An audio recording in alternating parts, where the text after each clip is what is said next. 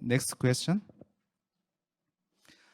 In Korea, the UK is normally fifth study destination after USA, China, Japan, Australia, and Canada. Could you please explain good things about studying in the UK? Okay, so I think Randall and I will answer this question. So the question is about comparison of studying in the UK versus other countries, and obviously you've listed US, China, Japan, Australia, and Canada. Randall will be able to give you a little bit more insight about the UK versus US.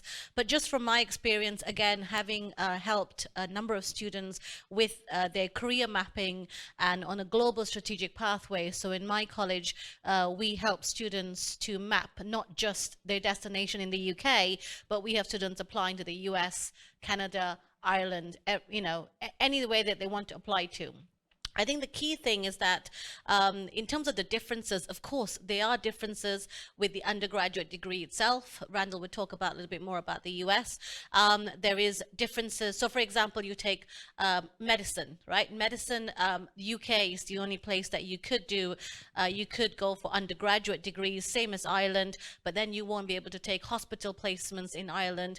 Australia only has 4 universities which has undergraduate, the rest are all graduate entry. US is obviously graduate entry, Canada is graduate entry. So there are nuances. Medicine, I've just given one example. But overall, I would say that you want to be in a position where you've done all the preparation, all the career preparation, your academic preparation to a stage where you are in the position that you can apply to a multitude of universities. I think that is the best place to be in, rather than just focusing on one destination.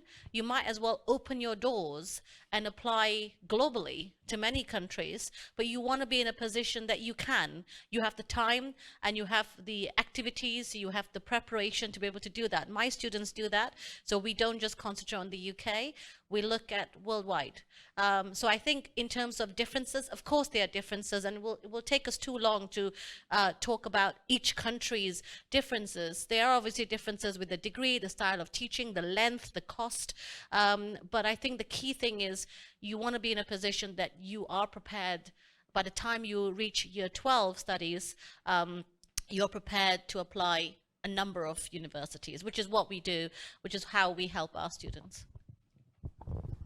Well, first of all, I'm fairly familiar with Canadian, which is not really much different from the United States. But the two countries are vastly different in how you apply and how education works at the university. In the United States, you go to a 4-year undergraduate, as versus in the UK, usually a 3-year. In the UK, if you want to do a combined undergraduate and a master's program, you can do that in 4 years. And in the US, it's 4 years undergraduate and 2 years the master, and then at least 3 years for PhD if you want to go on and do that. And the same thing would apply to medical school, with the addition then in the United States that you go to residency after you finish medical school. All in all, I spent 10 years at university in the United States. Fortunately, I didn't do it all in one stretch. I did a bachelor's and a master's, then I spent 20 years in business and industry, and then went back and did a PhD. Which I admit was kind of hard because I had lost some of those brain cells doing business that I needed to reacquire to understand new sciences like molecular biology. But the main thing is if you don't know what you want to do specifically, the U.S. system is very good, because the first 2 years at university, you do basically studies in 4 different areas of science, humanities, social sciences, and so you get a wide introduction to all of the different areas. In the UK, if you come through the A-level system and others, you're going to end up already going into one specific place. In the US, you don't do that until after 2 years at the university. You declare a major. And frankly, it's very easy then in the US to change your major. If you get a bachelor's degree in painting and art, let's say, for instance, that doesn't mean that you can't go on to doing medical degree. If you really want to, you'll have to do a little remedial training in organic chemistry and some of the basic areas. But it's very easy to switch what you want to do career-wise. It's very difficult. Now, later I'm going to talk about computer sciences and computer engineering at Imperial College. And it's right on the web page, if you're interested in computer sciences at Imperial College, they talk about switching programs. And they say it is possible, but it's not easy, even if you want to switch to something closely related like mathematics, which is a definite important facet of computer sciences. So they're both quite different. I would say summary, if you don't know what you want to do, the U.S. is a good place to go. If you're pretty certain what you want to do, then, or your sons and daughters, then the UK system is good, and also it's a bit shorter, so you can graduate faster. That might mean that you're paying less tuition for a less number of years also. However, you can do things fairly inexpensively in the US, or it can be very expensive if you go to the Harvard, Princeton, Yale, MIT, Caltech type of private schools. I just want to add to that. I think if you are able to discover your passion, understand your direction, then the UK provides you a more structured kind of like a degree, because you know what you're getting yourself into. Whereas for the US system, you have to have an interest in a multitude of areas. So, I have students who I had a boy who I brought to a US fair, and he went up to Harvard, and they said, whilst you're studying for computer science, you also need to pick something like history, English literature, and he came out horrified because he was like, I don't have an interest in that. I just want to study computer science. So I think if by a certain stage you have discovered that passion and you know what you want to do, then UK gives you a more structured. And also a lot of my students, they do their undergraduate in the UK, and then they do their postgraduate in the US.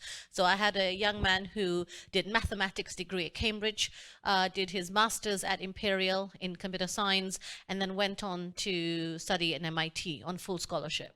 His PhD is actually easier. We were talking about this before. Is actually from UK to US. It's an easier transition from UK to US than US to UK, because the UK degrees are specialized undergraduate degrees, whereas the undergraduate degrees in the US is broad. So it's actually easier from UK to US than the other way around. 많이 이해했을 거라고 생각되는데, 메인 그 차이점이 영국은 그 서브젝트를 정말 잘 알아야 들어가야 되는 그런 과정이거든요. 그래서 3년 동안 미국은 그죠? 여러 가지 히스토리도 해야 되고 여러 가지 다양한 전공을 좀 해야 되는데, 영국은 전혀 그렇지 않아요. 전공 필수부터 바로 시작을 하는 거예요. 그래서 A레벨을 할 때, 그다음에 여기에서도 전공에 대해서 있고 어떻게 전공을 찾는지, 왜 이런 부분들 정말 좀 잘 알아야 되고, 자기소개서에 정말 그 전공에 대한 열정을 써야 되는 거예요. 그러니까 미국은 굉장히 여러 가지 스포츠도 해야 되는지, 봉사활동도 해야 된다든지, 여러 가지 컴피티션 해야 되는지, 왜 이런 걸 다 종합해서 가는데, 영국은 전혀 그렇지 않거든요. 심지어 올림피아드, 예를 들면 수학에서 골드 메달이라는데 올림피아드 이렇게 가지 않다라고 하더라도 캠브리지 수학과 가는 데는 전혀 문제가 없다. 오히려 제 경험상 그런 게 있거든요. 올림피아드에서 그죠? 메달을 받았다. 이런 학생은 캠브리지 수학과를 떨어진다. 그런 얘기도 있어요. 이해되시죠? 물론 올림피아드 메달 딴 사람은 다 떨어진다, 이런 얘기는 하는 건 아니에요. 하지만 그 열정을 어떻게 그죠? 표현해 주느냐, 왜 이런 것들이거든요. 그래서 수학과를 가면 바로 수학만 해요. 그리고 3년이거든요. 3년 끝났을 때는 거의 리서치 정도까지 하거든요. 그래서 석사 1년을 해도 전혀 문제 없는 상황이 되는 거거든요. 근데 미국은 그렇지 않다 보니까, 그러니까 미국 석사 1학년을 거의 영국 대학교 3학년에서 어느 정도 커버를 한다라고 생각을 좀 하셔야 될 거예요. 그래서 마지막 학년에서는 거의 배우는 것보다는 리서치를 해야 된다든지 이런 것들이 많거든요. 그래서 이런 부분이 좀 차이고요. 물론 랭킹이라든지 월드 랭킹이라든지 우리나라에서 얼마나 알려졌는지 이런 것들은 그죠? 지금 제가 얘기를 해줄 수 없고, 이건 그죠? 개인의 선택이고요. 그래서 아무튼 그 차이를 좀 얘기해 드렸고요. Okay, so